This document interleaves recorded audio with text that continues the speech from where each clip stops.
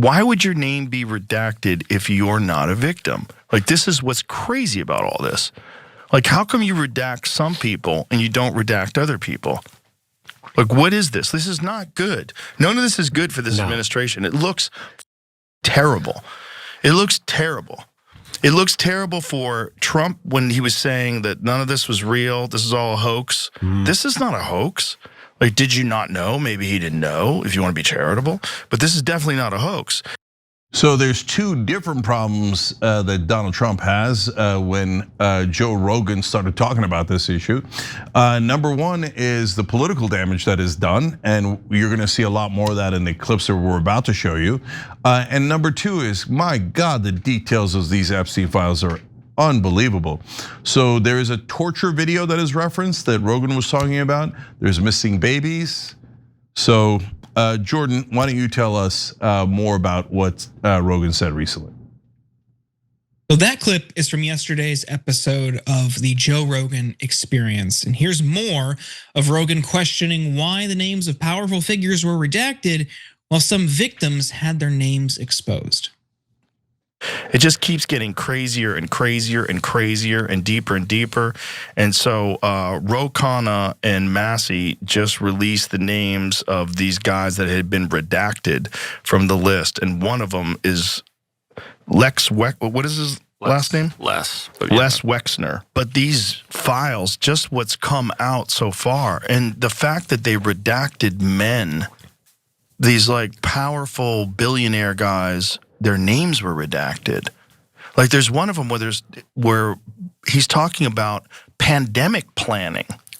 What? Where Jeffrey Epstein is talking about pandemic planning to someone named Bill, whose name is redacted. It's like, why are you redacting the guy's name that you're talking about planning for a pandemic, like what to do in response to a pandemic? Well, why is his name retracted? So, or redacted, rather. Fair question. Cenk, what do you make of this? Yeah, so a lot of the victims' names were not redacted, but the perpetrators' names were redacted. I wonder who the government works for. So guys, this is not an open question anymore. So like, don't let mainstream media gaslight you. So first of all, we know who Epstein was working for. He did cyber weapons deals for Israel. He set up a security agreement between Israel and Mongolia, between Israel and other countries. Every deal was in favor of Israel. And so why did they not release Les Wexner's name until Rogan and Massey found it? Well, it turns out the FBI thought he was a co-conspirator. But remember, this is the guy who owned Victoria's Secret, handed over all of his money to Jeffrey Epstein. For a while, I thought he was being blackmailed since he handed over his money, but no, he apparently was a willing participant in this scheme.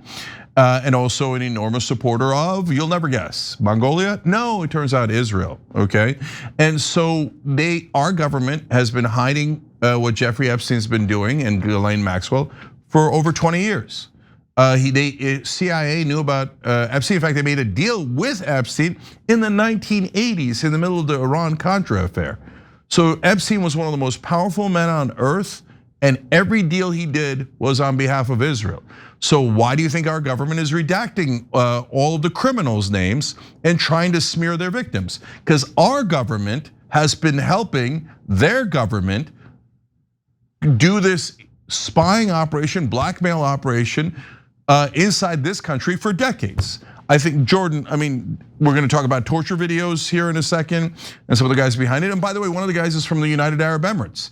And so I wanted to come back after you give the details and go, like, I thought like maybe it's the United Arab Emirates, right? Because what do I know? I don't know who these crazy secret guys are, right?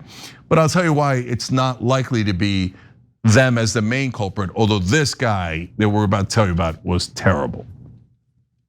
Yeah, I think just to touch on what Rogan said, I really can't appreciate or thank Rogan and Thomas Massey enough for their leadership on this.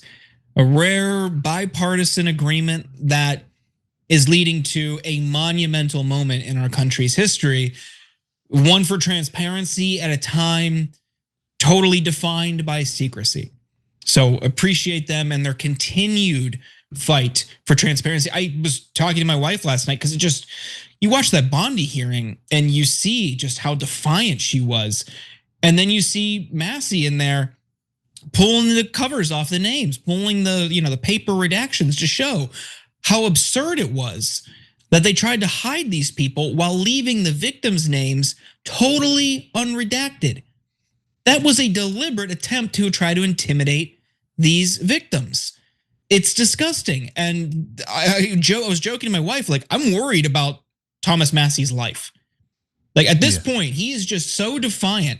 And the right-wing media, I don't know if you saw on Twitter today, some of the most prominent right-wing media figures are zeroing in on this guy.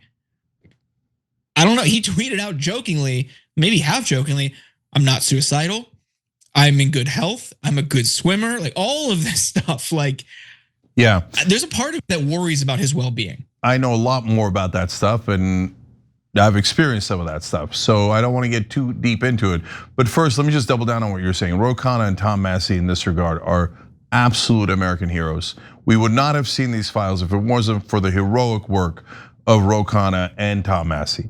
So Massey is now having millions and millions of dollars being spent against him in a primary. And you're not gonna believe whose supporters are spending those millions of dollars. The Mongolians. Oh no, it's the Israelis. I think it's John Polson, Paul Singer, Miri Madelson. I think they've already given over $4 million and just pouring money in. Defeat the Israel's enemies to make sure no one in the American government can ever defy Israel.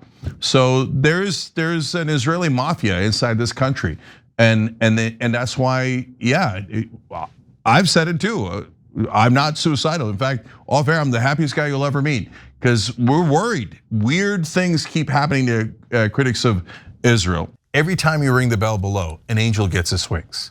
Totally not true, but it does keep you updated on our live shows.